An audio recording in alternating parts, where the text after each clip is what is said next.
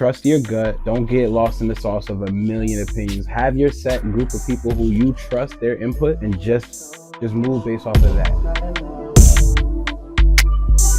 Matthew Ali with the fucking banger, multi-hyphenate, man.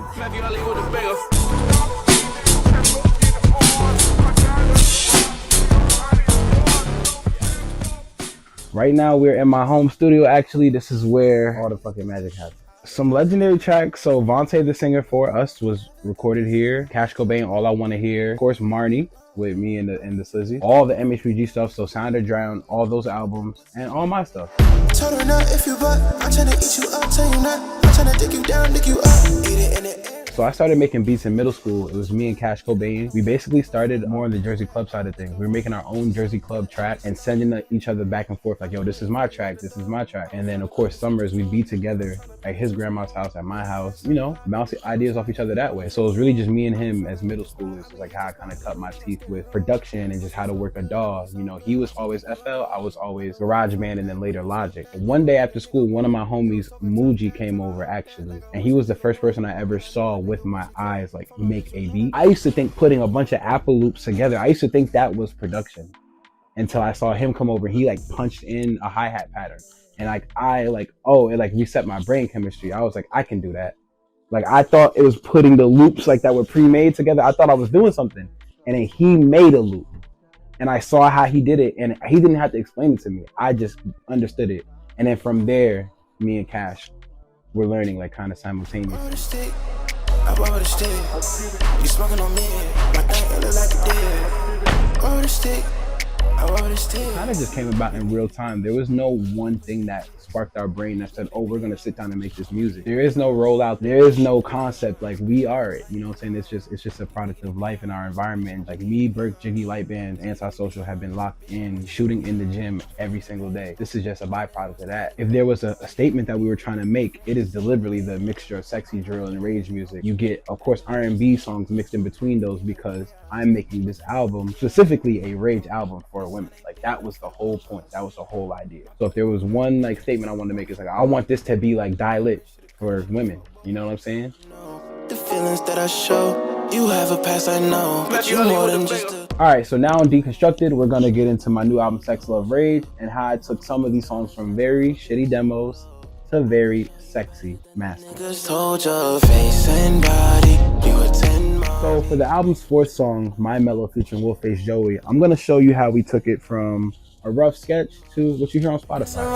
I'm searching for a better me. When it's said and done, I just hope that you remember me. This one actually started on a completely different instrumental, so I can show you guys that right now. Actually, this was by Burke, Jiggy, Jay Stola, and myself. And so I went through a couple different versions of the verse. So I have this version right here. You can hear me figuring out the hook even a little bit better than the first demo. And then the verse I freestyled a bit. I was really just trying to find like a pocket and a cadence, which we ended up switching again. Sometimes we like, that's another part of like the songwriting process is like you might have a great hook idea, but the verse could use work sometimes. So it's like, you know, you got to be aware of like which parts of your songs are the best and really refining them and really manicuring them. And then the parts, you know what I'm saying, that need work, either you might have to swap something out, you might have to adjust something. In this case for Mymellow, I had this whole freestyle fucking verse that we thought like, okay, we're gonna pull some cool shit out of it, and it just still wasn't the right one. But you know, that's part of the legwork that you gotta put in. You gotta try shit, you gotta experiment. So just to give you an idea of like where we started from with this specific record.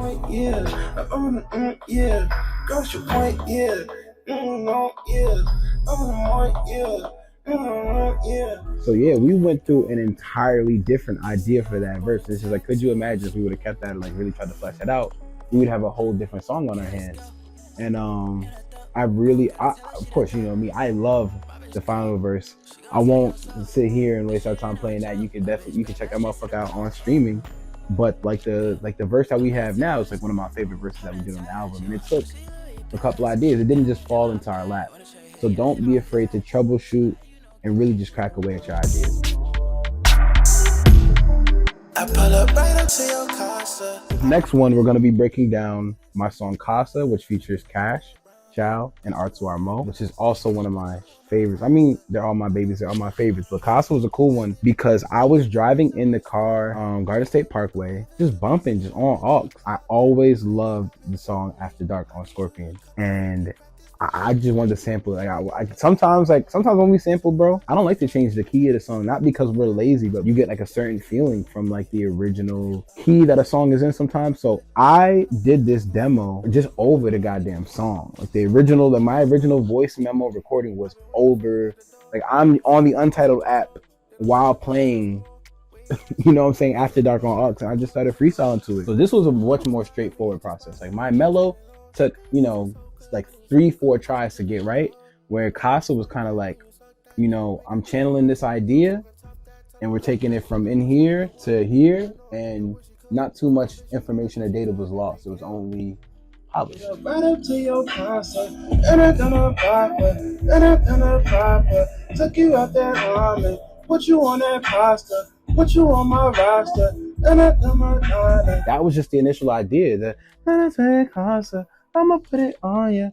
And the cool thing about that is, chat, I actually gotta bring us full circle for a second. This is very relevant to the breakdown of this song. That is one of the many moments on Sex, Love, Rage that is a little self-referential, man. So I got that hook from, or I got the beginning of my verse rather from, it's an older song of mine. I'm trying to remember the motherfucking name. It's called Trish Neck, New Jersey.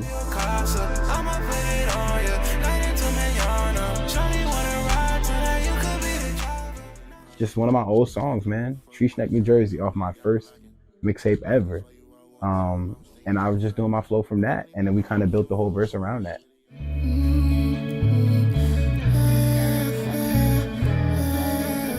So now let's talk about the second half of the third song on the album, Kezia's track. Well, the proper title is Interlude / Kezia's track, but this is one of my favorite songs on the album, and bet you by golly wow, this motherfucker was a labor of love. So I really was persistent about working with her, reached out to every mutual contact I knew, shout out to Pax and Sandy, because they both really helped me just get in the room with shorty, man. When I flew to LA back in September, that was like the first time I could say like, yo, I met Kezia. Like we had spoke on FaceTime before that. This was the first time me and Kezia are meeting, and so that was an absolute dream come true, man. And not always do you get to work with people that you just simply admire. We spent 3 days working on a song, and in that time, man, we just built an entire world, bro. Like she actually hopped on the beat for the first half of the song, but I quickly knew, I was like, no, like she's gonna have her own part, because she's doing a demo. She gave me a 12-minute demo, including like the stuff from the beginning. She freestyled over the original beat 4 times before she got to her guitar part.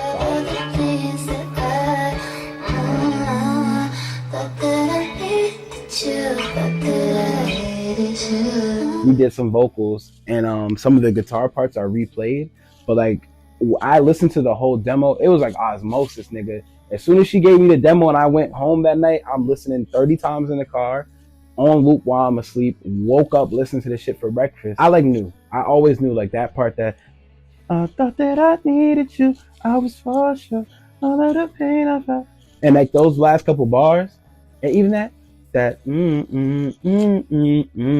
hum part that was so infectious.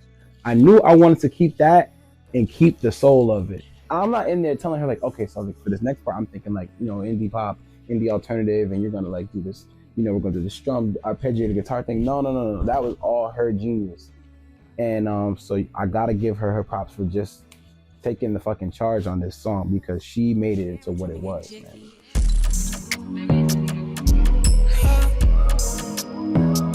I would say trust your gut, trust your vision. Don't get demo-itis.